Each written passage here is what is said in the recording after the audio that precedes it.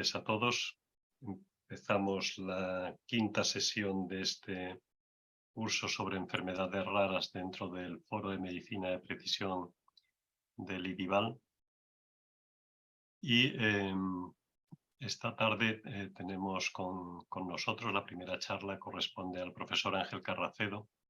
El profesor Carracedo es catedrático de Medicina en la Universidad de Santiago de Compostela y es el director de la Fundación de Medicina Genómica, que quizás sea el centro público que realiza mayor número de análisis genéticos en nuestro país.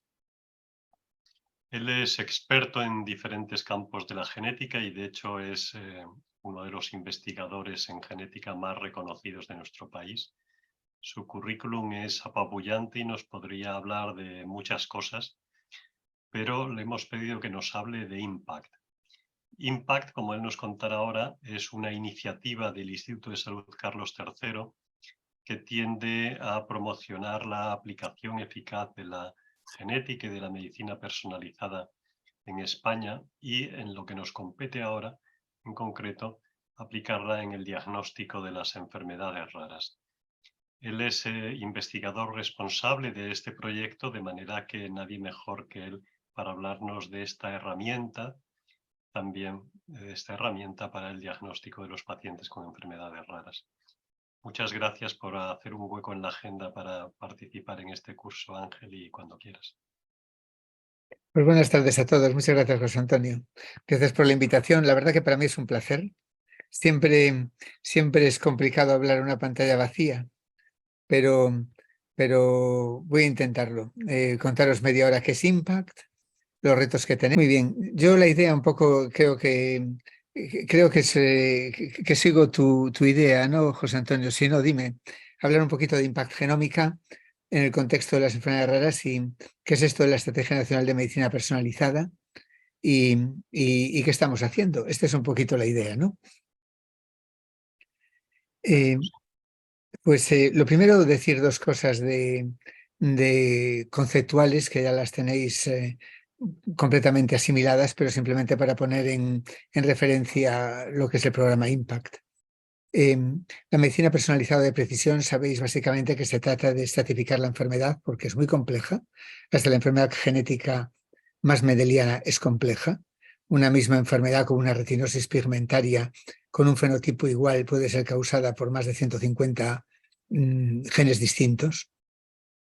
Y se trata de intentar estratificar esa enfermedad en grupos donde se pueden hacer medicamentos para ellos o donde algunos medicamentos funcionen mejor. O sea, es básicamente una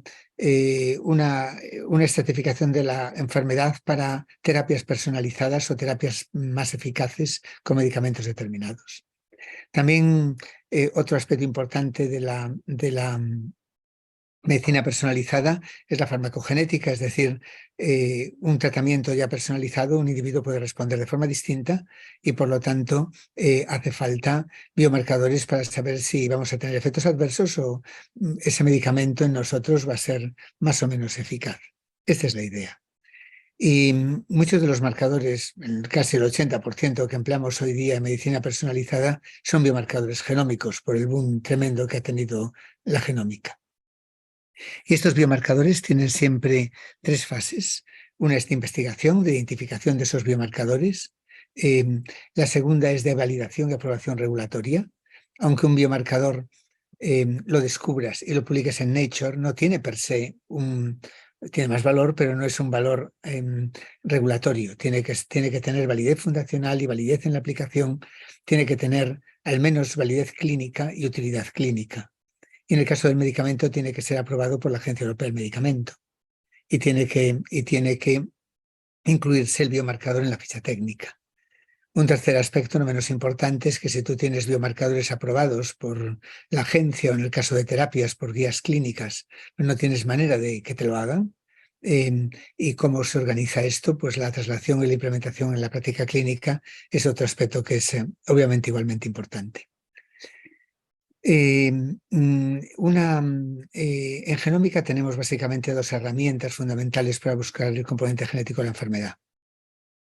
Cuando lo que se trata es de ver variación rara funcional, un gen que no funciona, básicamente hoy día la estrategia, como sabéis, es secuenciación de nueva generación, pero cuando se trata de el componente genético de una enfermedad común, o algo ya donde hay es muy multigénico y el componente ambiental no es despreciable, entonces la estrategia siempre son estudios de asociación tipo GWAS, que es como realmente más biomarcadores de estratificación de enfermedades se han encontrado y más biomarcadores de respuesta a fármacos se han encontrado. Pero cuando se trata de encontrar algo funcional, y esto es esencial en enfermedades raras, la estrategia es secuenciación de nueva generación. Sabéis que son tecnologías que evolucionan muy deprisa, que cada vez tienen un turnover muy rápido. Los equipos de los que desgraciadamente hay mucho monopolio en lo que es Europa no tiene desarrollo y prácticamente Estados Unidos y China, y en este momento hay un plan para la China, tiene una evolución muy rápida. Hay que calcular un tiempo de amortización de 3 o 4 años como mucho. Pero no solamente exige tener equipos que para que sea rentable son equipos cada vez más grandes y que tienes que darle más de comer, sino que te hace falta también capacidad de computación y también necesitas bioinformática porque exige, como sabéis, un análisis complejo de filtrado y priorización de variantes. Uno de los campos que en medicina de precisión más se ha beneficiado es sin duda el campo de las enfermedades raras. Sabéis que es un concepto de frecuencia que varía en distintas partes del mundo y que en Europa le llamamos una enfermedad rara cuando tiene una frecuencia inferior a 1 por 2000. Em, tienen, son enfermedades predominantemente genéticas, cada vez más genéticas, porque la genómica está estratificando cada vez más la enfermedad común. Y, y aunque eran enfermedades tradicionalmente muy abandonadas y no se le prestaba mucha atención por el hecho de ser raras, y todas juntas representan un volumen enorme porque representan prácticamente el 10% del total de la enfermedad. Ya hace muchos años se constituyó el IRDIC. Aquí estoy yo cuando se constituyó entre una comisión de Europa y otra de Estados Unidos, con objeto de velar porque los pacientes que sufren este tipo de enfermedades pues, no estuvieran discriminados, si hubiera un desarrollo científico y un desarrollo de la industria que estuviese por encima de esta baja frecuencia. Hicimos unos objetivos para el 2020 que se cumplieron de forma muy exitosa. Quizá hemos pecado de ambiciosos para el 2027, porque nuestra idea era que las enfermedades raras tuvieran el 90% un diagnóstico un año a partir de los síntomas y que hubiera unos 1000 tratamientos para enfermedades raras en el año 2027. Este segundo objetivo creo que lo alcancemos, pero no vamos a andar muy lejos. Por el desarrollo, las facilidades regulatorias, el desarrollo enorme de la terapia génica y celular, y por eso que de repente a la gran farma le interesa, y entonces esto yo creo que es un objetivo cumplible. Con todos sus problemas de equidad, de dificultades de acceso, de la diferencia entre lo que aprueba la agencia europea y lo que aprueban las agencias nacionales en Europa. Más difícil me parece, aunque parezca increíble, conseguir el objetivo de diagnóstico en 4 años y medio. Y no es por capacidad de secuenciación, ni capacidad de bioinformática, ni capacidad de computación.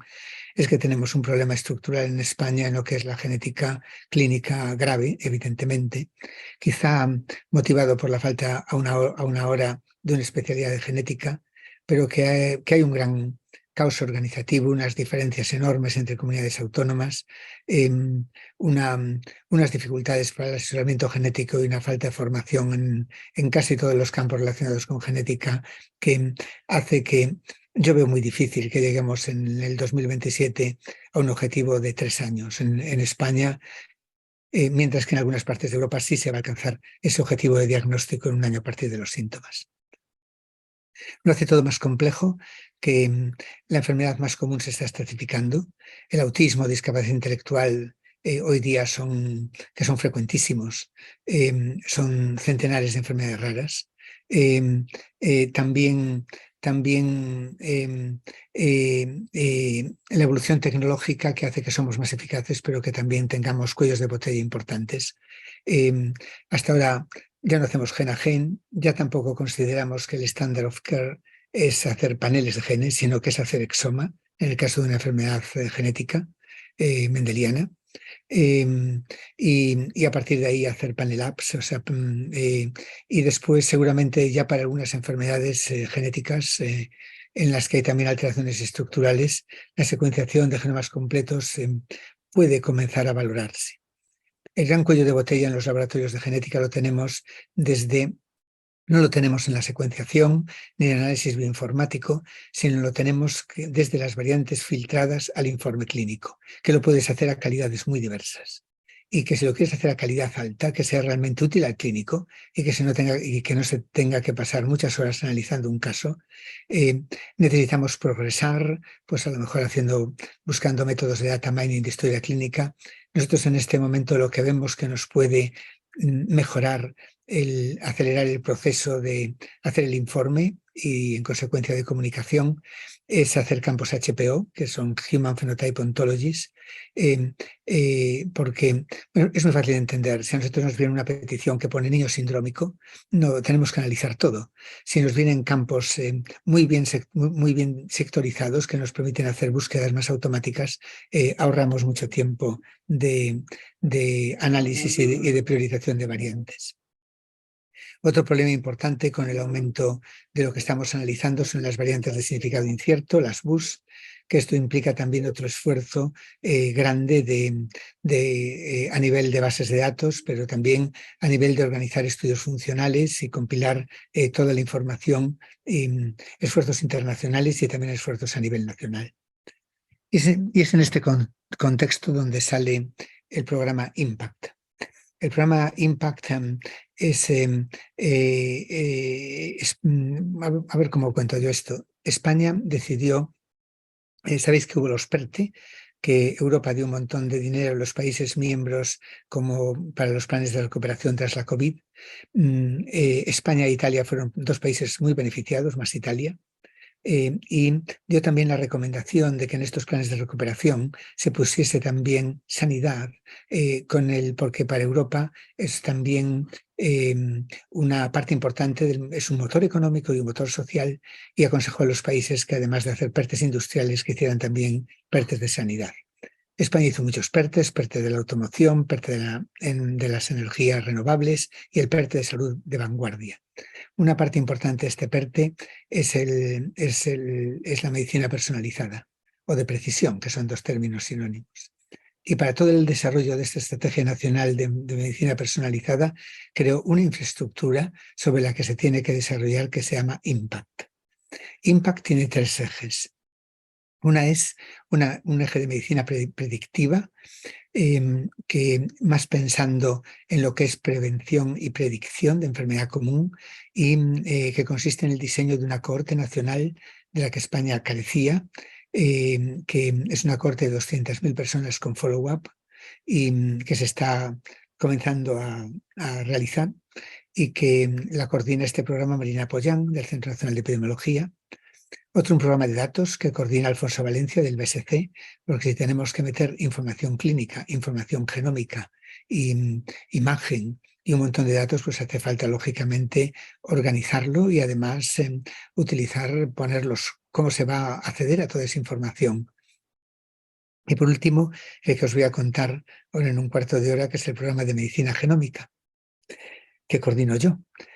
El programa de medicina genómica, Impact Genómica, teníamos unas premisas para realizarlo. Es una infraestructura, esto lo primero es lo que hay que entender, pero que no se iba a invertir en infraestructura, se tenía que basar en infraestructuras ya existentes. Y segundo, nos pareció, tiene que estar alineada absolutamente con el proyecto 1 millón de genomas, que es una estrategia europea que firmó España, que pretende tener en los próximos años 1 millón de genomas de ciudadanos europeos. Es muy parecido a lo que os voy a contar de Impact, muy parecido. Y en España hay un Mirror Group que coordino yo con Luis Serrano, de modo que este programa es prácticamente mimético. Pero claro, no podíamos tampoco interferir en la cartera de servicios del Sistema Nacional de Salud, que ahora se está, como sabéis, renovando en este área, porque lógicamente esto es una iniciativa del Instituto de Salud Carlos III. Y entonces nosotros pensamos que íbamos a hacerlo con ejemplos de aplicación más allá del diagnóstico habitual y en condiciones de equidad para tres casos de uso, que es enfermedades raras, cáncer y farmacogenética. Queríamos que esos datos que se generasen fuesen de alta calidad y al mismo tiempo se pudiesen utilizar después para meter en estos repositorios europeos de 1 millón de genoma y por lo tanto había que permitir el uso secundario de datos. Esto es la idea básicamente de IMPACT, con estos dos circuitos que veis aquí. Es una infraestructura cooperativa para análisis genómico de alta complejidad, es decir, básicamente son genomas completos o transcriptomas. Tiene estos tres casos de usos que veis aquí. Hay unos centros de secuenciación de los que ahora os hablaré, unos centros que recogen pacientes porque va a estar ligado al diagnóstico, unos datos clínicos gestionados de forma disociada con datos de la secuenciación del genoma, con la idea de que toda esa información, todos los datos genómicos vayan después a una era europea federada. IMPACT tiene todos estos paquetes de trabajo que veis aquí. El primero es coordinación, que incluye ética, la parte de ELSI, Ethical, Legal and Social Issues, la parte de la infraestructura genómica, los centros de secuenciación para dar soporte al Sistema Nacional de Salud y los tres ejemplos de aplicación que os decía. Hay también unos grupos de trabajo transversales que son comunes a todos los paquetes de trabajo. Por ejemplo, enfermedades raras y cáncer van a compartir muchas cosas relacionadas con el análisis y priorización y clasificación de las variantes y también con el almacenamiento y data sharing. Para nosotros, bueno, este es un poquito, yo os hablaré, esta es un poquito toda la estructura de IMPACT. Teníamos previsto que hubiera 5 grandes centros de secuenciación. En este momento hay 3, que son el CENAG en Barcelona, que coordina la acción, Navarra Biomed, una empresa pública navarra, y la Fundación de Medicina Xenómica, que es del Servicio Gallego de Salud en Santiago.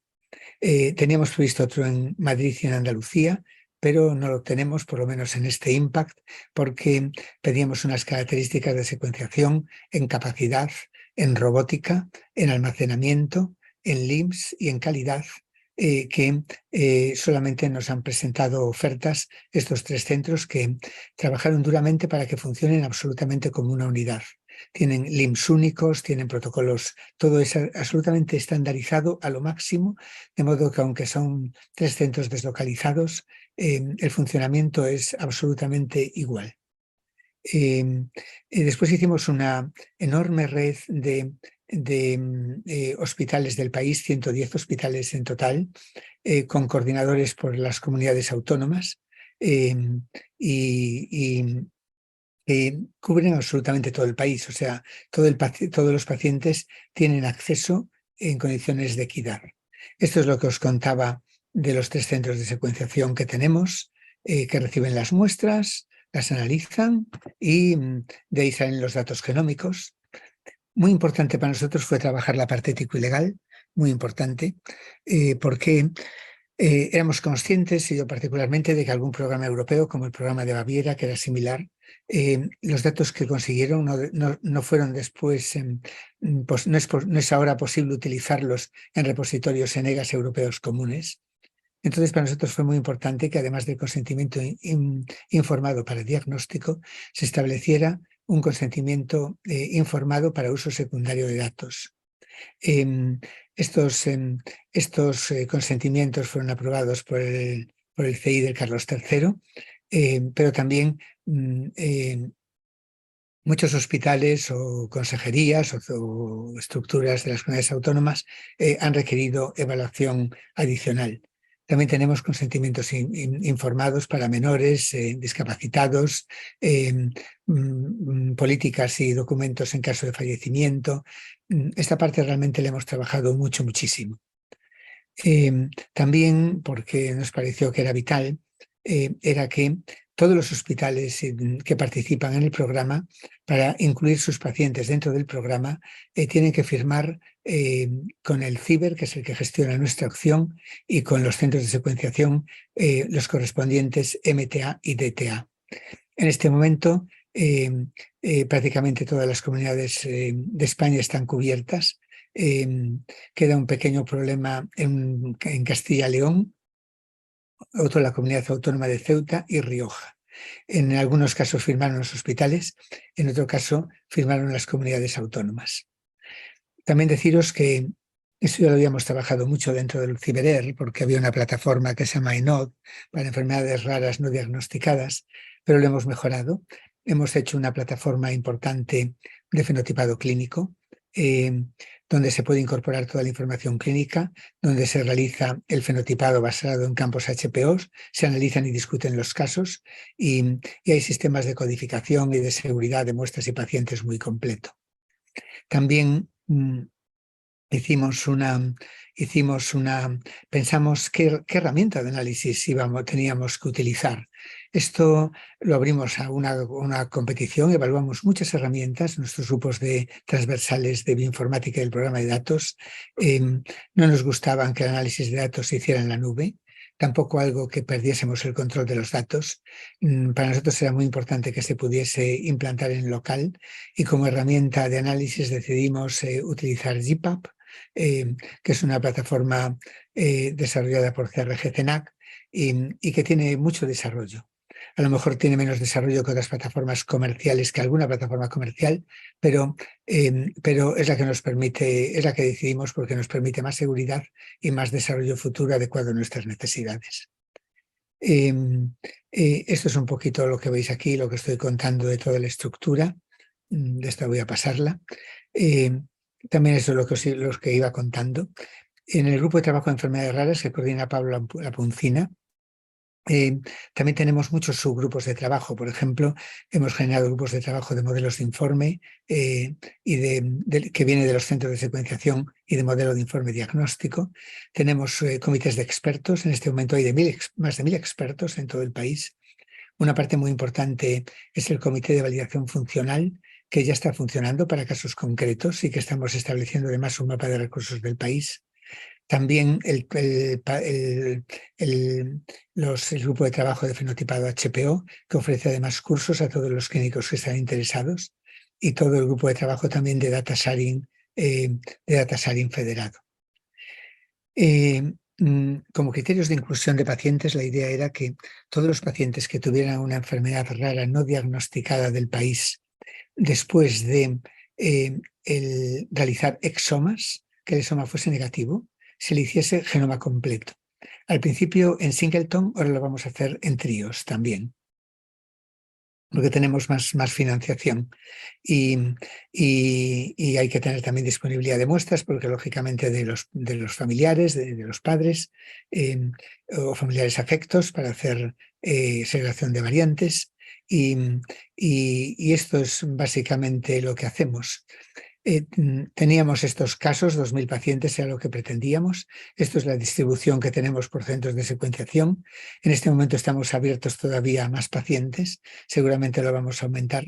Y esto lo distribuimos de forma equitativa por comunidades autónomas. Todos los casos se fueron reanalizando.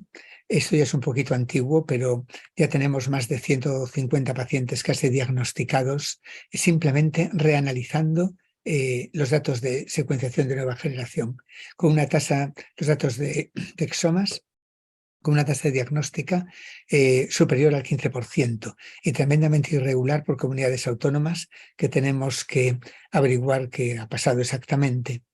La mayor parte de los casos que recibimos son problemas de neurodesarrollo, pero prácticamente afectan a todas las áreas de la medicina. Hay mucho neuromuscular, pero cardiovascular, muchas afectan como sucede con el diagnóstico de enfermedades raras. Esto ya es un poquito obsoleto porque es de hace casi 3 meses. En este momento se han secuenciado ya de momento unas 800 o 700 muestras. Estamos teniendo ahora ya los primeros datos de diagnóstico.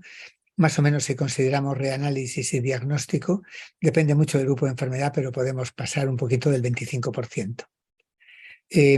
Como os decía, se hicieron todos estos comités bueno, tenemos todos estos grupos de trabajo. El de comités de expertos es muy importante. Estamos haciendo una call para más expertos, porque hay todos los que estéis interesados en participar, porque seáis expertos en, yo qué sé, en epilepsias o en alguna, sois bienvenidos. También hicimos, ya como os decía, la parte de validación funcional es muy importante y ya la empleamos con éxito en algunos casos. Variantes de significado incierto que hemos aclarado ya en 3 o 4 casos. Fenotipado HPO, como os decía, ofrecemos cursos a todos los clínicos en formación, lo mismo que talleres para IGA Beacons, que son para interrogar las bases de datos. Y hacemos también talleres de aspectos éticos y legales. Tenemos también muchas reuniones y están involucradas las asociaciones de pacientes, con reuniones periódicas con FEDER, que también los propios pacientes, a través de FEDER, pueden incluirse dentro del programa. Y, y, y bueno, y deciros para casi ir acabando, que esto que os cuento de enfermedades raras lo hacemos también para cáncer hereditario no diagnosticado, con unos criterios muy parecidos, y también para cáncer primario de origen desconocido, porque cáncer primario de origen desconocido es un modelo muy interesante porque no está cubierto por cartera de servicios y muchas mutaciones somáticas son accionables, se podían beneficiar de terapias dirigidas y de monoclonales. Pero es un modelo muy bonito para poder estandarizar lo que es todo el proceso de mutación somática, desde la recogida de muestra, a la extracción de muestra, a la secuenciación, análisis y priorización de variantes, porque cada vez los campos entre cáncer hereditario y mutación somática están mezclados. Imaginaros solo, por ejemplo, la importancia que tienen mutaciones en BRCA para inhibidores del PARP, que afecta germinal y somático. Tenemos también unos criterios de selección de casos, aunque ya os digo que ahora lo estamos abriendo, igual que en enfermedades raras, un poquito más. Y lo mismo sucede con cánceres primarios de origen desconocido. Deciros que el último paquete de trabajo es de farmacogenética y genómica poblacional. En farmacogenética lo que estamos haciendo básicamente son guías clínicas, trasladando un poquito los estándares europeos, porque es un campo que está en general en España poco y mal trasladado, y nos interesa mucho en esto también ir produciendo estándares. Y vamos a comenzar seguramente, si nos da tiempo, que no lo sé, aquí tengo que hablar con José Antonio, hacer algún proyecto piloto de estimas de riesgo poligénico. Como sabéis, hoy día para algunas enfermedades la estima del riesgo genético puede ser dar tanta información como lo que es el diagnóstico de una enfermedad monogénica. La traslación tiene que ser, es lo que se llama hacer PRS, unido normalmente a información clínica. Hay algunos países que lo están implementando ya para algunas enfermedades.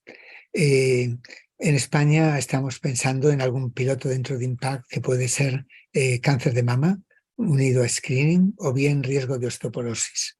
Son pilotos que tenemos que ir haciendo y tenemos que ir validando. Decir que sobre esta estructura se están desarrollando todo lo que son las acciones de medicina personalizada, que más o menos que están coordinadas por el Instituto de Salud Carlos III. Para coordinarse con esta estrategia de Impact salieron lo que se llaman los PMPs, los proyectos de medicina personalizada, PMP 21 y PMP 22. Esos son todos los que pidieron coordinarse con el eje de Impact Genómica en PMP 21. Todos estos proyectos, que son proyectos muy importantes, que afectan, bueno, lo veis que son de muchas áreas muy diferentes. Lo mismo en PMP 22, todavía más proyectos, pues desde hacer aquí más PRS,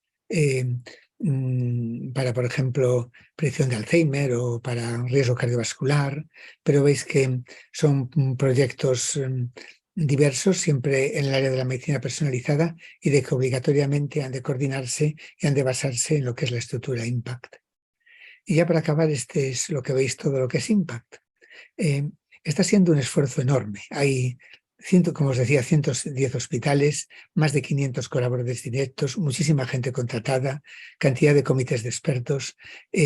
Pero para mí está siendo un ejemplo precioso porque, mira, en España, la genética está ultra desestructurada. Estamos abriendo la mano a algunas comunidades que no tienen ni un exoma hecho, que simplemente y que los pacientes, simplemente con un panel medianamente decente, ya los aceptamos en Impact, porque es increíble ver la desestructuración que tiene el campo en el país, ¿no? Y por primera vez, y yo creo que esto es una demostración de que partiendo de la base somos capaces de organizarlo.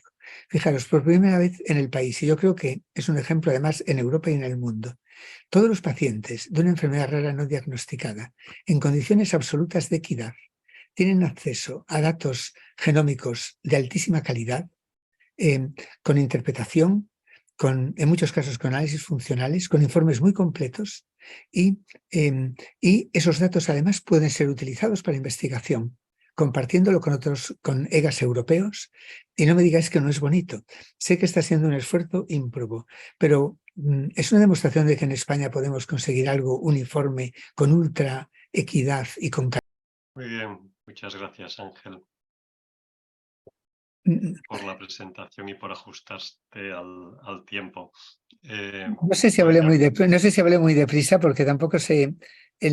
Bueno, entiendo que la gente, no sé si puse mucho nivel o poco nivel, pero como ahora estamos abiertos para. Mientras alguien se anima a preguntar, yo te quería preguntar, ¿os habéis planteado hacer de cara a futuro algún plan de reanálisis de los resultados, ¿no? Porque esto parece que cada vez se demuestra como más importante. Tú mismo has comentado que simplemente con el reanálisis de los exomas ya añadíais un 13% o 15%, Sí, me parece, de diagnósticos nuevos. 16% actualmente. 16%. 16%, que varía además entre comunidades entre el 30% y el 8%. Ujú, Es interesante analizar por qué. ujú. Tú te preguntas hacer un De, de- reanálisis sistemático. de cara al futuro, Sí. con los datos de genoma completo que vayáis generando y que sean aparentemente negativos, de cara al futuro, ¿habéis Sí, planteado una sí, estrategia así? es otro problema que generalmente en la mayor parte de los centros de genética y hospitales no lo tenemos solucionado. Solamente lo solucionamos Nosotros, por ejemplo, reanalizamos a demanda, pero no tenemos sistemas automáticos de reanálisis. Esto puede ser una cosa bonita para un próximo impact, efectivamente. Para fijar unos estándares de reanálisis o desarrollar herramientas automatizadas de reanálisis cada cierto tiempo. En este impact no era el objetivo, ¿no? Pero en un próximo impact esto sí que puede ser que esperemos que haya, podría ser, sería una acción muy buena, la verdad, una cosa interesante.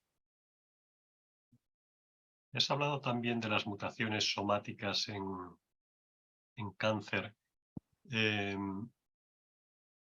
¿Estáis abiertos al estudio de casos presuntamente debidos a mutaciones somáticas en enfermedades no neoplásicas? Enfermedades raras no neoplásicas. Sí, absolutamente. Por eso contaba que era un campo que tenía tanto overlap, ¿no? Y tanto interés. Sobre todo en problemas de neurodesarrollo, la mutación, bueno, le llamamos mutaciones, en genética a estas le llamamos poscigóticas, que a fin de cuentas son las poscigóticas que afectan, tienen una importancia tremenda en el diagnóstico. Y lo van a tener progresivamente más. Y además después tienen vías de actuación a veces diferentes, porque afectan a grupos celulares muy concretos o grupos, en el caso de neurodesarrollo, neuronales muy concretos, ¿no? Y unas especificidades y unas características propias. Aquí en Impact no lo hemos...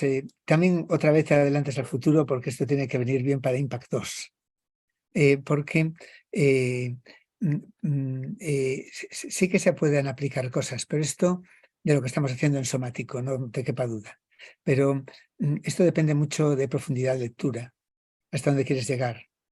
Y a lo mejor un 30 por de genoma completo, no sé cuánto rendirá para detectar poscigóticas hasta un cierto nivel. Lo veremos, ¿eh? Es algo, con los datos como se van a generar, los que queráis analizar esto, pues todo será, es muy interesante, la verdad. Ujú. Si no hay preguntas, yo te sigo explotando. Pues venga, lo que quieras. Con el tipo de secuenciación que estáis haciendo en los genomas completos, ¿hasta qué punto se detectan variantes estructurales? A variantes estructurales muy bien, porque esas sí que quedan muy bien cubiertas. Tanto variantes estructurales como expansiones de trinucleótidos, y además los softwares son buenos para esto. Esas quedan muy bien cubiertas. Otra cosa es mutación postigótica, que a un 30 por tiene un grado de sensibilidad, pero las estructurales muy bien cubiertas. Precisamente puede ser esto va a ser un ejemplo muy interesante para ver en aquellas enfermedades donde tienen un porcentaje importante de variantes estructurales y básicamente es neurodesarrollo. La idea es hacer estudios de coste-eficacia no cubiertos en IMPACT para ver, ¿compensa ya, por ejemplo, en TEA o en discapacidad intelectual hacer whole genome sequencing comparado con exome sequencing? Es posible, porque desde luego cubren mucho mejor, muchísimo mejor, no solo tiene cubre mejor uniformemente el genoma, sino que se detectan mucho mejor estructurales. También detectas otra cosa, que son mutaciones en zonas reguladoras, que aunque represente un porcentaje pequeñito de contribución a la enfermedad y sean a veces muchas variaciones de significado incierto, es otro valor añadido. Los datos que aquí surgen pueden ser útiles para establecer estándares a través de estudios de coste-eficacia para decir, bueno, mira, en este grupo de enfermedades ya compensa hacer whole genome sequencing, porque no le voy a tener que hacer un array después, o no me voy a quedar intranquilo después de una secuenciación de exomas, sino que ya le tengo esto contemplado. Y además un punto adicional que es el 2 o 3% más de mutaciones en zonas reguladoras. Esto hay que verlo. Hay que ver, estos datos que van a salir de IMPACT van a ser muy interesantes para esto también. Ujú. Y por último, has dicho que el programa está abierto también a los pacientes. Si hay un paciente que no tiene un diagnóstico y cree que le gustaría beneficiarse de esta iniciativa, ¿cuál sería el circuito que debería seguir? Mm, eh, Directamente él no puede, tiene que ser lógicamente un médico el que lo solicite, y puede ser a través de dos maneras. Uno a través de la FEDER, de la Federación Española de Enfermedades Raras, o de las correspondientes asociaciones regionales dentro de FEDER, o bien ya dentro de la estructura clínica de esa comunidad o de ese hospital. Puede ese médico dirigirse, el paciente no puede, pero puede a través de su médico ir al coordinador de la comunidad autónoma y proponerlo. Absolutamente en este momento estamos abiertos a casos. Tenemos, al habernos quedado sin 2 centros de secuenciación y hay más financiación para secuenciar, y además la tenemos que ejecutar este año. De momento que en este momento estamos muy abiertos a nuevos casos, son todos bienvenidos. Son todos bienvenidos, la verdad. Muy bien. María José te pregunta en el chat, ¿cuánto se tarda en obtener los resultados genéticos en estos pacientes? ¿Y cómo y quién informa a los pacientes de los hallazgos y de las opciones terapéuticas? Vale, perfecto. Nosotros en la única área donde nos hemos marcado un ejemplo de tiempo es en lo que es mutación somática en cáncer, porque un objetivo era, tiene que ser algo accionable muy deprisa. No lo hemos hecho en raras, porque son pacientes que igual ya llevan 14 años sin diagnóstico, una semana más, una semana menos, pero en cáncer sí. En cáncer es la única parte donde nos hemos marcado objetivos, y en este momento tenemos un tiempo de respuesta en cáncer, en mutación somática, en cáncer odife desconocido. Nosotros en Santiago, una semana. en dar el informe. En los otros centros 2 semanas, pero creo que lo vamos a conseguir todos los centros en darlo en 1 semana. Esto después en la vida real, digamos que hay otras muchísimas cosas, ¿no? Pero, ¿quién informa? Los centros de concentración dan un informe técnico con variantes priorizadas, y eso después los analistas que tienen en cada comunidad autónoma y los genetistas, o como lo tengan organizado, son los que tienen que ya...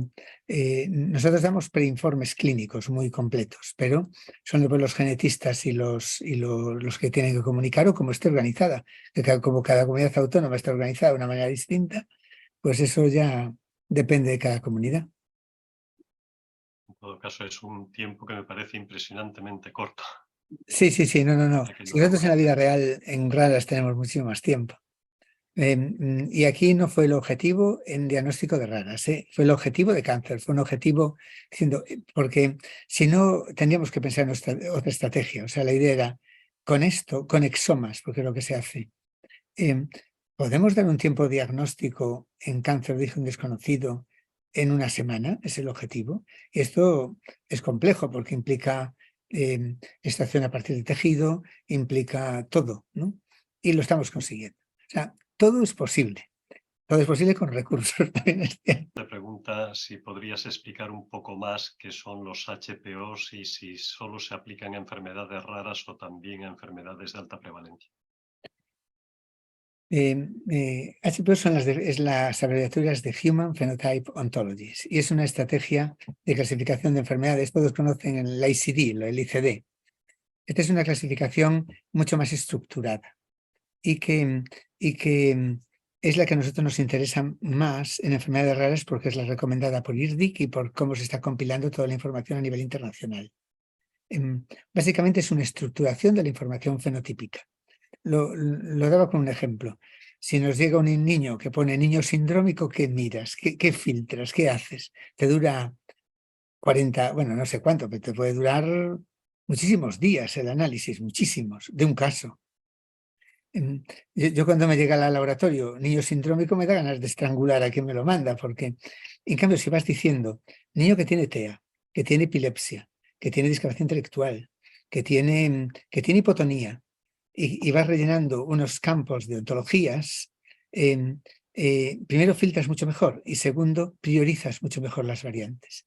En este momento el gap enorme es que para analizar bien un exoma, si lo quieres hacer bien, si no eres una casa comercial que simplemente pones 4 variantes priorizadas, casi todas BUS, o sea que para el clínico no es de utilidad.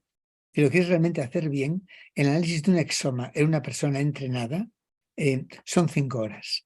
El análisis de un genoma completo son 10 horas. Esto nos hace que en la práctica clínica tengamos un cuello de botella brutal. Los sistemas de data mining de historia clínica todavía no funcionan. Si queremos mejorar estos tiempos, nos tienen que venir mucho mejor los HPOs.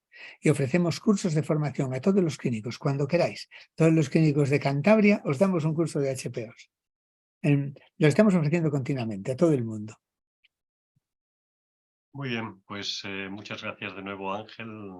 Nos llegamos al final del tiempo, entonces vamos a cortar aquí.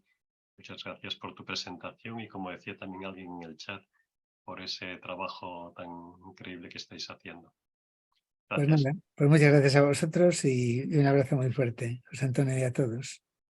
Chao. Muy bien.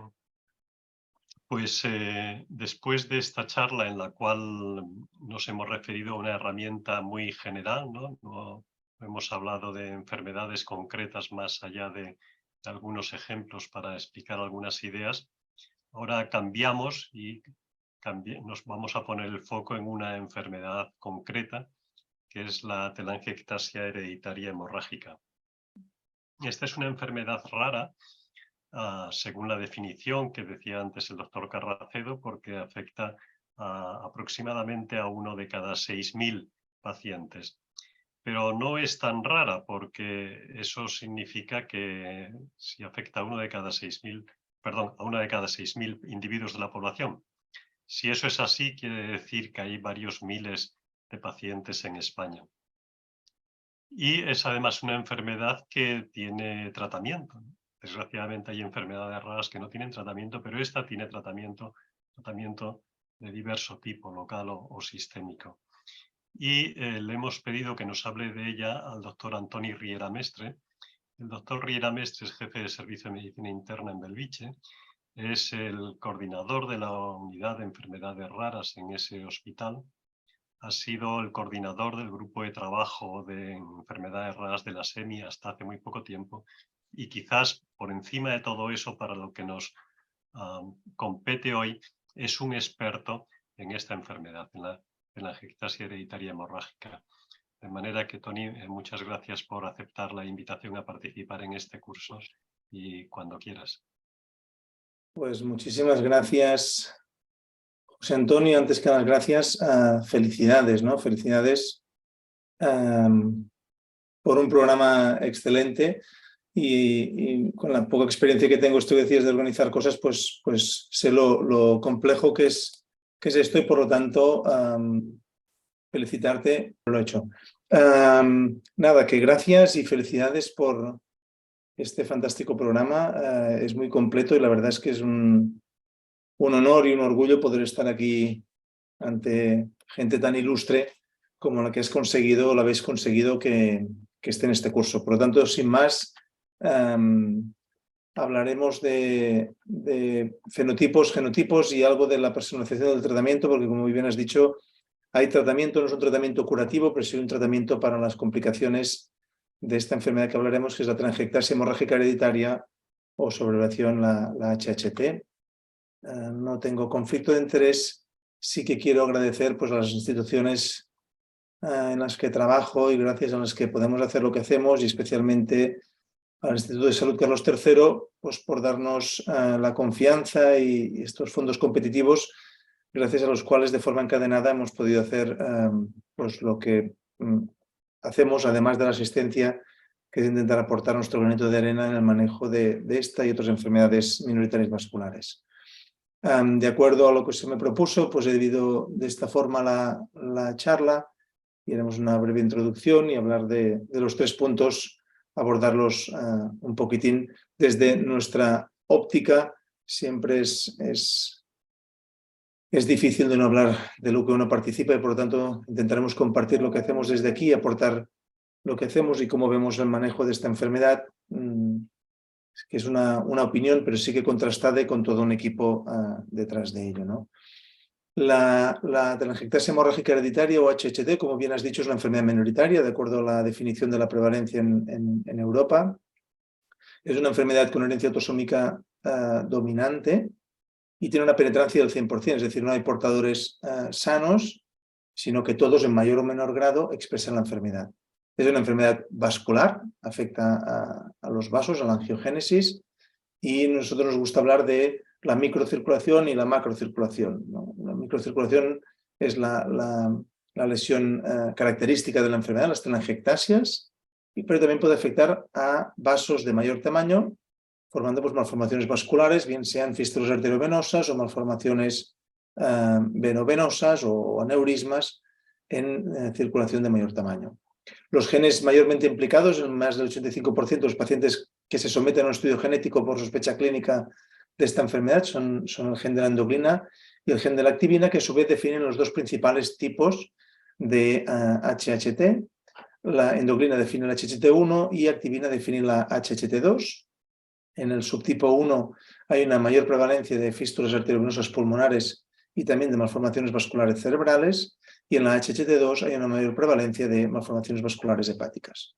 A pesar de ser una enfermedad genética, su diagnóstico también puede ser clínico, de acuerdo a los criterios establecidos de hace años, pero todavía vigentes, que son los criterios de Curaçao, y que son epistaxis recurrentes, telangiectasias en sitios característicos, lesiones viscerales definidas, tanto a nivel gastrointestinal como pulmonar, hepático, cerebral o espinal, y como una enfermedad genética autosómica dominante con una historia familiares de primer grado. Tener 3 de estos criterios ya nos dan diagnóstico definitivo de la enfermedad, aunque sobra decir los beneficios de tener documentado genéticamente también a los pacientes afectos de esta enfermedad. Es una enfermedad que, al igual que sucede con algunas, no con todas, es edad dependiente, es decir, es muy infrecuente que se desarrolle síntomas en la edad pediátrica. Los síntomas suelen aparecer hacia la pubertad, un poquitín antes en forma de epistaxis recurrentes, y hay un desarrollo de estas malformaciones vasculares en la macrocirculación que empiezan también alrededor de la adolescencia y que van empeorando en los siguientes años con una meseta donde es raro que aparezcan nuevas lesiones o que sigan empeorando estas sobre los 40-50 años. Después veremos que la afectación gastrointestinal tiene un capítulo aparte. Esta es la enfermedad que desde el 2011 pues tenemos una unidad aquí en Bellvitge con una clara relación y estrecha con la Asociación HHT España de pacientes, que es como entendemos también que deben ser las cosas, es decir, las enfermedades minoritarias deben ir de la mano de las asociaciones de pacientes para estar atentos a sus necesidades y darle la respuesta en la mejor medida posible. Y también estamos con la Asociación Internacional Cure HHT, de la que estamos reconocidos también como un centro adscrito. Gracias al trabajo de mucha gente que hay detrás en esta unidad, de diferentes especialidades médicas y de diferentes profesiones sanitarias, pues estamos atendiendo a 452 pacientes a día de hoy en seguimiento en la unidad. En cuanto a los fenotipos, esta es la lesión característica de la enfermedad, de la HHT. Aquí podéis ver lo que es el lecho capilar normal, donde se van dividiendo los vasos hasta el lecho capilar, donde se forma una red, ¿no?, bien estructurada entre la circulación arterial y venosa, que es el lecho capilar. Lo que sucede en la enfermedad del HHT, endoglina activina, son unas proteínas transmembrana que lo que hacen es frenar la señal al núcleo de la proliferación vascular, por lo tanto son un freno de la angiogénesis, y al estar alteradas es una pérdida de función. Las mutaciones ocasionan pérdida de función de estas proteínas, por lo tanto no hay freno y hay un sobrecrecimiento vascular. Y esto hace que estas conexiones sean anómalas, sean aberrantes en el lecho capilar, y por lo tanto se produce una conexión anómala entre los capilares arteriales y los capilares venosos, haciendo estos vasos turgentes y muy dilatados en la circulación venosa, que es lo que podemos ver en forma de telangiectasias. Como provienen de vasos arteriales, si los presionamos con un plástico, con un porta, podemos ver cómo tienen latido estas pequeñas malformaciones vasculares, que característicamente están en los pulpejos de los dedos y también en zonas labiales, en la cavidad oral, y son las mismas que están también en las fosas nasales. El problema de la fosa nasal es que al no tener la protección de la epidermis, y si es la mucosa nasal que es muy friable, cualquier pequeño accidente, cambio de temperatura, un estornudo, la propia respiración a veces, pues hace que estos pequeños vasos se rompan y, como hemos dicho, como provienen de la circulación arterial, hacen sangrados muy importantes e intensos que ocasionan pues anemia de los pacientes y a menudo necesidades transfusionales o de hierro endovenoso en estos pacientes. A nivel de la macrocirculación, la afectación hepática es también muy frecuente y, como veremos, la más frecuente en España. Y en la circulación pulmonar son las fístulas arteriovenosas pulmonares, que más que dar problemas respiratorios, lo que hacen es que se pierde el filtro capilar normal fisiológico de los pulmones y, por lo tanto, como podéis ver aquí, en estos vasos arteriales salta el filtro capilar y, por lo tanto, pasa del corazón derecho al corazón izquierdo por un shunt extracardíaco, en este caso intrapulmonar, y pueden hacer eventos isquémicos sistémicos, mayoritariamente cerebrales y también abscesos cerebrales. Por lo tanto, el manejo de estas fístulas es embolizarlas siempre que técnicamente sea posible. La clínica es muy variada en esta enfermedad, es una enfermedad sistémica porque, como afecta a los vasos, pues puede afectar a cualquier órgano, pero sí que típicamente pues, las telangiectasias y las epistaxis serían los signos y los síntomas más frecuentes. La afectación hepática es la más frecuente en España, la pulmonar no es nada despreciable. La afectación gastrointestinal, que después diremos alguna cosa también, es típicamente tardía. Si hemos dicho que afectan, no empezaba sobre la adolescencia, la gastrointestinal suele aparecer en la quinta, sexta década de la vida. Y las malformaciones cerebrales suelen ser infrecuentes y benignas, pero también están descritas. Dada esta afectación sistémica con diferentes órganos implicados y las características de enfermedad, como otras muchas enfermedades minoritarias requieren de un abordaje interprofesional. A mí me gusta más interprofesional que multidisciplinar, porque interprofesional incluye y es más inclusivo con otras profesiones sanitarias, de profesionales de la salud también, que deben participar en el manejo de estos pacientes, como puede ser psicólogo, enfermería, el asesor genético, genetista clínico también, y siempre aprovecho para reclamar que España es el único país de Europa que no tiene genetistas clínicos ni asesores genéticos acreditados, lo cual es un requisito para acceder a las redes europeas de investigación, y esto es un tema que debemos irlo trabajando entre todos, pero siempre aprovecho para hacer el altavoz de esta necesidad, y incluir rehabilitación, asistente social, dependerá de la enfermedad minoritaria que se trate, pero debemos incluir todos los actores, todos los profesionales de la salud que se necesiten para el correcto manejo de esta enfermedad, porque lo que está claro es que uno solo o una especialidad médica sola no puede dar la respuesta que estos pacientes necesitan. Hablando de fenotipos, la afectación hepática es la más frecuente aquí en España. Esta es una paciente que al poco de crear la unidad nos apareció con un dolor en el hipocondrio derecho y tenía una afectación severa a nivel hepático que rápidamente evolucionó en forma de biliomas a nivel hepático, que se infectaron y que se tuvieron que drenar con una desestructuración de toda la vía biliar y con aparición de biliomas purulentos, llenos de pus, en lo que podemos describir como una colangitis isquémica por robo vascular de una afectación vascular severa. Esta paciente entró en trasplante hepático y a día de hoy tiene una calidad de vida excelente. Y es que la afectación hepática en la HHT tiene tres tipos de afectación de shunts vasculares: arteriovenosos, portovenosos y arterioportales.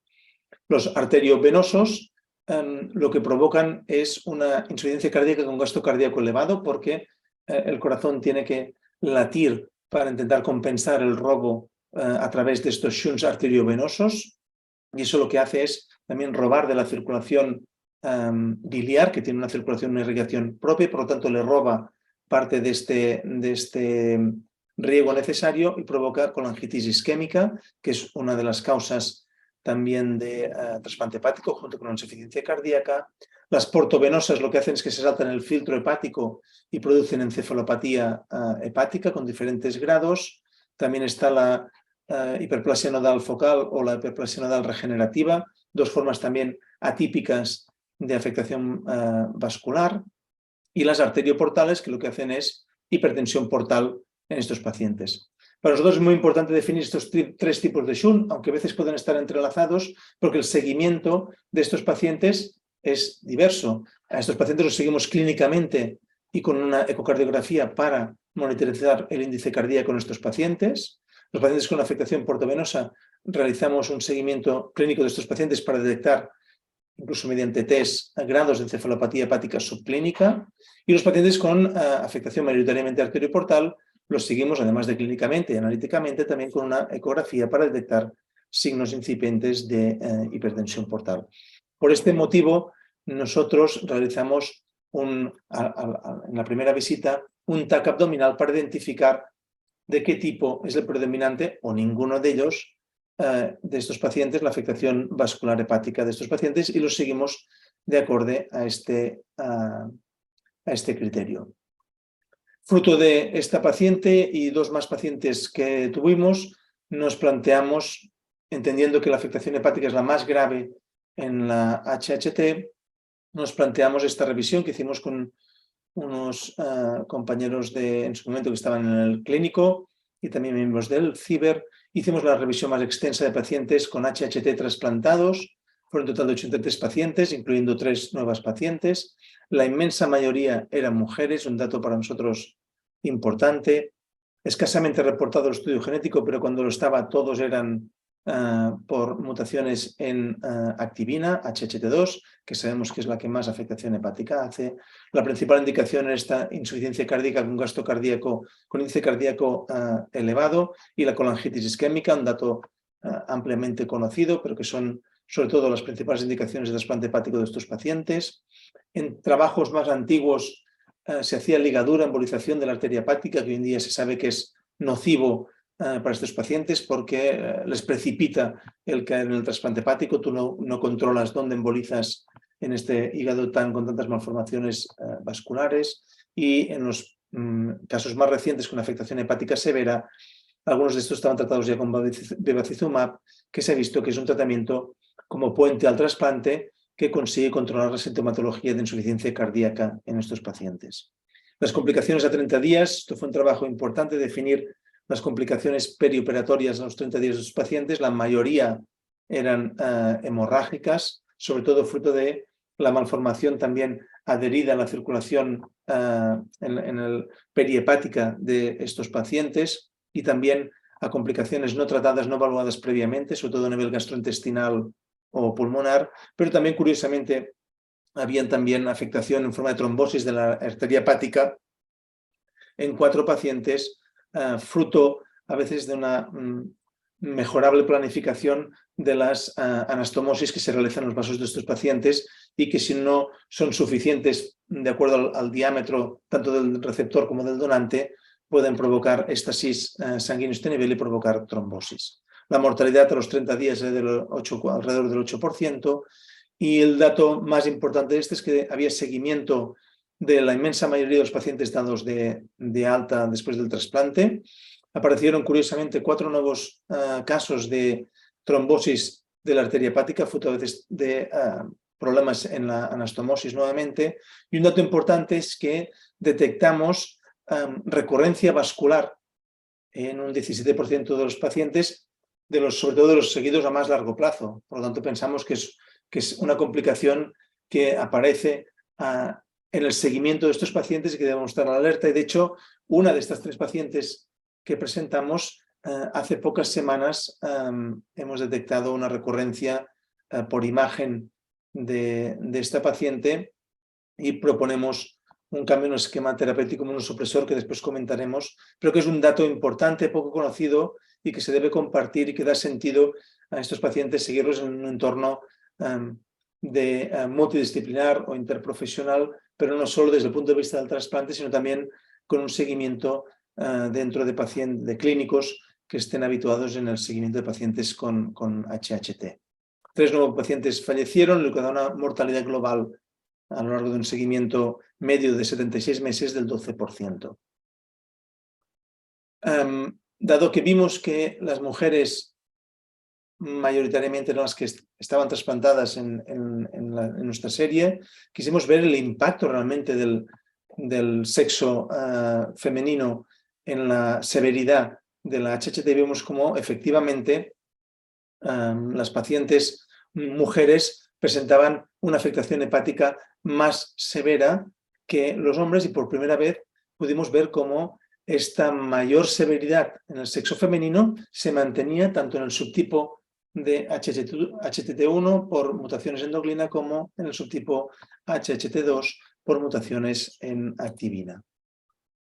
En cuanto a la afectación gastrointestinal, que hemos dicho que es también, junto con la hepática, las de más difícil manejo por el diagnóstico, por el tratamiento, por la repercusión clínica que tienen estos pacientes, y por lo atípico que es de la forma de debut, que no es al principio de la adolescencia, sino que suele ser en la edad avanzada, alrededor de los 50-60 años, es cuando suele debutar la sintomatología de esta enfermedad. La prevalencia es muy variada, dependerá si hacemos búsqueda sistemática en los pacientes o si nos centramos en los pacientes con anemia, pero aún así es difícil el diagnóstico. Por eso nos planteamos si éramos capaces de identificar algunos factores de riesgo que nos alertaran de la afectación gastrointestinal. Para ello, dividimos los pacientes en afectación gastrointestinal, pacientes que estaban estudiados y que sabíamos que no tenían afectación gastrointestinal, y pacientes que no pensábamos que tuvieran afectación gastrointestinal. Podemos ver cómo los que tenían afectación gastrointestinal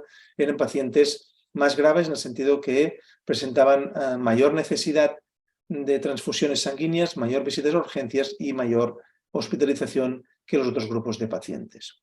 Y fuimos capaces de identificar 4 datos de utilidad ante la sospecha de afectación gastrointestinal, que eran la edad, el tabaquismo, las mutaciones en el gen de endoglina y los niveles de hemoglobina. De tal forma que unos niveles de hemoglobina excesivamente bajos, de acuerdo ya no a la gravedad de la epistaxis, que es una cosa bien dicha, sino a cualquier epistaxis, valores de hemoglobina bajos nos deben alertar, aunque no haya evidencia macroscópica del sangrado, porque suelen ser sangrados de muy poco débito, que pueda haber una afectación gastrointestinal debajo. Y también cuando comparamos los pacientes con afectación gastrointestinal, aquellos que estaban más graves, los que tenían una hemoglobina menor de 8 o necesidad elevada de transfusiones, podemos ver que el tamaño de las telangiectasias también era un factor de gravedad en la afectación gastrointestinal, de tal forma que aquellas telangiectasias de más de 3 milímetros solían traducir una repercusión analítica y clínica más grave. También desde el punto de vista de fenotipo, el registro RITA, el único registro a nivel nacional multicéntrico, que a día de hoy incluye a 42 investigadores de 30 hospitales de toda España y que engloba a 396 pacientes a día de hoy, nos permitió pues también identificar de una forma muy contundente cuál es la realidad de la HHT en España, y podemos ver cómo evidentemente las epistaxis son el síntoma principal, como son pacientes que en una tercera parte requieren atención urgente. Llama la atención que más de la mitad presentan anemia, que es un dato que debemos trabajar para intentar evitarla en la medida que sea posible por las repercusiones ya no del sangrado, sino de la propia anemia sobre los diferentes órganos. Podemos ver cómo, además de la predominancia que podemos comprobar que en endoglina hay más afectación pulmonar, pero no por ello implica que no tenga también afectación hepática, como podemos ver, con 50% de los pacientes con mutaciones en endoglina también tienen afectación hepática, y los pacientes con mutación en activina, en un 30% también tienen afectación pulmonar. Por lo tanto, debemos estar también atentos a cualquiera de estas dos afectaciones predominantes. En la afectación pulmonar podemos ver cómo el número de fístulas medio raramente son aisladas, es decir, que siempre van acompañadas y suelen ser múltiples. La afectación hepática más frecuente es la afectación en forma de fístulas arteriovenosas y telangiectasias, que son las que conllevan también más afectación a nivel cardíaco, y la afectación del tubo digestivo, como podemos ver, pues a edades más avanzadas que lo que es el debut de la enfermedad, aunque el dato también importante, ahora que hablamos de la edad, que me he olvidado, perdón, es la edad del diagnóstico, teniendo en cuenta que es una enfermedad con una carga familiar evidente, que suele debutar en la adolescencia. Llama la atención que la edad del diagnóstico está alrededor de los 40 años. Quizá aquí, pues, ¿no?, poco a poco iremos mejorando esta edad, identificando a los pacientes con estudios de segregación adecuados cuando toque y de la forma más precoz posible. En cuanto a los genotipos, pues el registro RITA también nos ha permitido, de una forma realmente global y siendo la serie más larga identificada en un registro, como las mutaciones en activina son las más frecuentes en España, de que no son las más frecuentes en nuestra unidad, sino que en pacientes con HHT de toda España pues son las más frecuentes, y podemos identificar pues las mutaciones más frecuentes, el tipo de mutación más frecuente en cada uno de los genes, pero no solo eso, sino que yendo un poco más allá de lo que es la propia secuencia del ADN, podemos ver que en la proteína transcrita, cuáles son los dominios más afectados para cada gen, y podemos ver cómo los dominios cinasa son los más afectados en el gen de la activina, y en cambio en endoglina había una afectación más dispersa de predominio más extracelular de la proteína para las variantes en endoglina. Después remarcaremos este aspecto porque lo que pretendíamos aquí era ir un paso más allá de lo que es la propia mutación aislada. Se ha hablado antes del reanálisis. Este es un aspecto muy interesante y que, como bien se ha dicho, pues es un estudio, ¿no?, es un concepto del que todos hablamos, pero que no queda del todo resuelto porque no sabemos cómo abordarlo. Creo que hay que hacerlo, pero los pacientes se van acumulando y es difícil de encontrar el tiempo, los recursos necesarios para el reanálisis pero que es rentable, estamos todos de acuerdo en ello. Tal es así que teníamos estos 3 pacientes en nuestra consulta con fenotipo de HHT, con epistaxis recurrentes, antecedentes familiares, telangiectasias en sitios característicos, afectación visceral y en cambio el estudio genético con nuestro panel NGS de 9 genes pues nos dio negativo. Entonces nos planteamos el reanálisis de estos pacientes, porque uno de ellos estaba incluso con tratamiento con bevacizumab y los 2 otros pues nos estamos planteando también la necesidad de este tratamiento, y podemos ver mediante estudios de análisis de la ARN cómo realmente detectamos variantes patogénicas que afectaban al splicing, a ese proceso de maduración del ARN mensajero dentro del núcleo para ir a hacer la traducción de la proteína transcrita en el ARN mensajero, y podemos documentar mediante técnicas del ARN una técnica ya bien conocida, pero que debería incluirse también el reanálisis de estudios genéticos de pacientes huérfanos genéticamente, pues contemplar también estas técnicas en el reanálisis de estos pacientes. El reanálisis realmente es un tema que nos preocupa, y tal es así que pedimos fondos competitivos para hacer estudios de exoma de estos pacientes, y teníamos en la consulta pues 18 pacientes con un fenotipo claro de HHT, pero genéticamente huérfanos con nuestro panel, y teníamos 18 pacientes, tenemos pues 13 pacientes que pertenecían a 12 familias, que pudimos recabar también otros familiares, y tuvimos 5 probandos únicos. Eran pacientes, todos ellos con fenotipo HHT. Alguno igual tenía las telangiectasias, además de en sitios característicos, también en otros sitios no tan característicos, pero que tenían un fenotipo claramente similar al HHT. Y estos son datos no publicados de un trabajo de varios años, de los últimos años, que ha liderado el doctor Pau Sardà, y que ha ido aplicando diferentes filtros al estudio del exoma, un trabajo laborioso, utilizando diferentes bases de datos, como podéis ver aquí, y acabando disponiendo entre 1, 3, 4 variantes por familia que se siguieron analizando, y esto es un conectoma. Aquí en el core estaría endoglina activina, y estos son los diferentes genes que hemos ido detectando, y la distancia del centro a cada gen da la potencia, la implicación, la relación con estos genes, y así hemos podido identificar en las pacientes que tenían familiares pues estos 8 genes, y también hemos podido identificar 8 variantes en otros genes en los probandos únicos. Esto abre la puerta también a pensar que no solo es una mutación que define, ¿no?, un genotipo que define un fenotipo, sino que a veces la relación que tienen las diferentes vías canónicas entre ellas también puede llegar a explicar un fenotipo.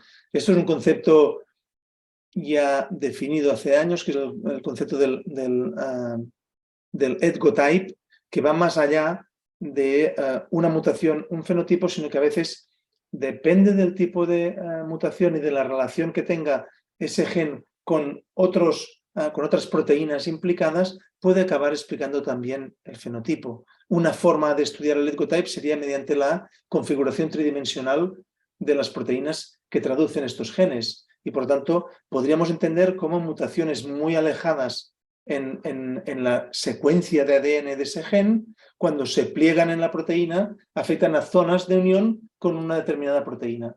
Y es esta relación la que va un poquitín más allá del concepto de un gen, una enfermedad, y es lo que estamos trabajando. Es un dato, es un trabajo que esperamos que podáis ver pronto publicado. En cuanto a la personalización del tratamiento, esto va de la mano de la medicina translacional, ¿no?, que lo que pretende es hacer una pregunta clínica, trasladarla al laboratorio y recabar una información para devolverla en la mejora de los pacientes, ¿no? Muchas veces existe un gap entre lo que es la investigación y el impacto en los tratamientos desarrollados, y es que deben ir de la mano, entendemos nuestra forma de hacer, es que deben ir de la mano los investigadores de básica junto con los clínicos, y que esta investigación surja desde necesidades clínicas, intentarle dar respuesta en el laboratorio, pero siempre pensando en que esa información debe volver y debe responder a una pregunta clínica, a una necesidad de los pacientes. Es así como funcionamos en la unidad de HHT, donde tenemos una estrecha relación con investigadores también de básica, y es donde hacemos nuestro trabajo. Una forma de hacer medicina... Tony, estamos ¿Sí? mal de tiempo, nos quedarían unos 5 minutos. Perfecto, vamos, perfecto. Una forma de hacer la medicina también personalizada no solo tiene que pasar por estudios inmunohistoquímicos, a veces unos estudios también clínicos pueden dar también una personalización del tratamiento, como en este caso en pacientes quisimos analizar cuál era la respuesta de los pacientes tratados con análogos de somatostatina que tenían afectación gastrointestinal, porque estos pacientes, si no la única opción que teníamos era el tratamiento con bevacizumab. Tenemos experiencia con 67 pacientes, vimos que efectivamente el uso de somatostatina en estos pacientes disminuía las necesidades de transfusión y mejoraba la hemoglobina en estos pacientes, y cuando analizamos la eficacia vimos que en más de la mitad era útil, y por lo tanto nuestro planteamiento es que es un tratamiento a probar de primera línea en pacientes no graves antes de someterlos al tratamiento con bevacizumab. Y cuando miramos un análisis multivariante, vimos que la edad era el principal causante de no respuesta a este tratamiento. Y intentando dar respuesta a los pacientes, analizamos en pacientes con HHT1, con mutación endocrina, y con HHT2, telangiectasias, biopsias de telangiectasias cutáneas del pulpejo de los dedos de estos pacientes, y podemos documentar tanto en los pacientes con HHT tipo 1 como en HHT tipo 2 como había una hiperactivación de la vía de la P3 quinasa. Y por lo tanto nuestra propuesta era del uso de inhibidores de la mTOR tipo sirolimus o everolimus para el tratamiento de la hiperproliferación vascular en estos pacientes. Este dato es el que hicimos en la paciente nuestra que tiene evidencia de recurrencia del HHT en el hígado trasplantado, y dentro del esquema terapéutico planteamos utilizar sirolimus como un frenador de la evolución de la afectación vascular en los pacientes trasplantados. Quisimos también intentar entender o buscar biomarcadores que explicaran la variabilidad clínica de estos pacientes de HHT, y quisimos mirar el papel de la adrenomedulina, muy implicada en la regulación homeostática vascular, y que hay evidencia en pacientes con insuficiencia cardíaca, en pacientes con sepsis, como regulador de la permeabilidad del endotelio vascular. Efectivamente vimos que los pacientes con HHT tenían niveles más elevados de adrenomedulina, tanto a nivel sanguíneo como a nivel inmunohistoquímico, y por lo tanto planteamos que valía la pena estudiar cuál es el papel de adrenomedulina en la evolución clínica de estos pacientes, o incluso si valía la pena bloquear la adrenomedulina para el tratamiento de la HHT, como hay un anticuerpo monoclonal, adrecizumab, que inhibe este péptido vasoactivo. Y ya para acabar, intentando monitorizar la respuesta al tratamiento con bevacizumab, los pacientes más graves que tenemos, nos planteamos si la determinación de VEGF del factor de crecimiento endotelial vascular serviría para monitorizar la respuesta al esquema terapéutico de bevacizumab, que es cada 2, 3, 4 y un mantenimiento, pero no hay bien una pauta fuera de la clínica que nos guíe si estamos haciendo bien este tratamiento, y nos planteamos medir de forma basal y en cada uno de estos ciclos los niveles de VEGF. Eran pacientes, la mayoría, con anemia grave por afectación gastrointestinal, pero también teníamos pacientes con afectación hepática y insuficiencia cardíaca con índice cardíaco elevado. Y podemos ver cómo, al contrario de lo que se ha descrito, los niveles de VEGF basales son prácticamente indetectables o normales de acuerdo a poblaciones sanas, pero cuando le damos bevacizumab como un anticuerpo anti-VEGF, suben de forma mantenida alrededor de 3.000 los valores en los diferentes ciclos. Por lo tanto, esto nos descartaba el uso, el beneficio de VEGF como biomarcador para monitorizar la respuesta a bevacizumab. Y esto nos ha llevado, y este es el último trabajo que no voy a explicar nada porque ha sido recientemente publicado, a buscar otros biomarcadores y hemos querido hacer una revisión de la literatura de todos los biomarcadores que había en la HHT e intentar también buscar la utilidad en otras enfermedades vasculares que acompañen, que justifiquen proseguir el estudio en estos pacientes, porque es seguro que es lo que hace falta en el manejo y en la predicción de afectaciones graves de estos pacientes y para mejorar el seguimiento de los mismos. Y nada más, disculpad si me he alargado, pero quería decir muchas cosas porque intentamos hacer mucho trabajo para el beneficio de los pacientes y este no sería posible sin todo un fantástico equipo que hay detrás de la unidad de HHT y de todo el grupo de enfermedades minoritarias que hay en el hospital. Nada más, muchas gracias. Muchas gracias, Toni, por esta extraordinaria pintura del paisaje del HHT que nos has dibujado. Como vamos mal de tiempo, solo una pregunta muy rápida. ¿Cuál es vuestra experiencia con el embarazo en las mujeres con HHT? ¿Suelen tener algún tipo de complicación o no? Me gusta mucho que me hagas esta pregunta porque como no tenemos obstetricia aquí en el hospital, es la que mejor me podrías hacer.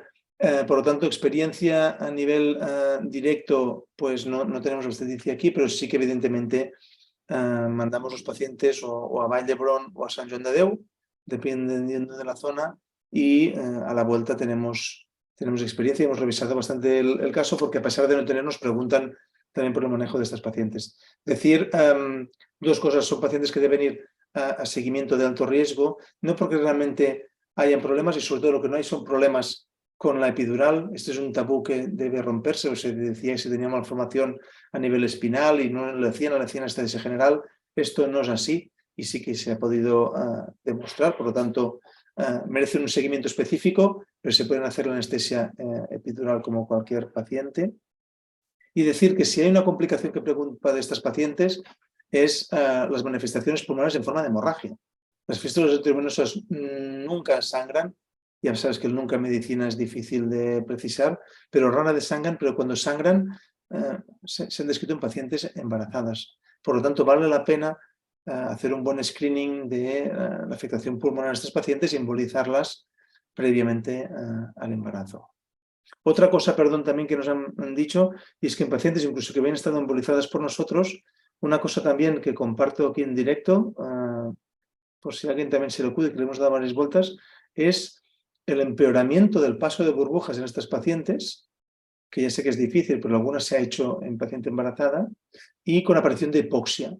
Hipoxia que cuando tú intentas hacer alguna prueba de imagen no detectas aparición de nuevas fístulas arteriovenosas y que después del parto regresa y vuelven a estar bien. Suponemos que debe ser alguna cosa hemodinámica con afectación de la microcirculación y que se reabren pequeños capilares a nivel pulmonar, pero todo son hipótesis y esto es lo que os comparto de lo más grave que hay en las pacientes embarazadas. Muy bien, pues muchas gracias de nuevo por esta magnífica presentación sobre la HHT. Gracias a vosotros por la invitación y felicidades por el excelente programa. Muchas gracias. Thank you. Y aquí nos despedimos por hoy. Hasta mañana de nuevo a las 4 de la tarde para la siguiente sesión del curso. Hasta luego a todos.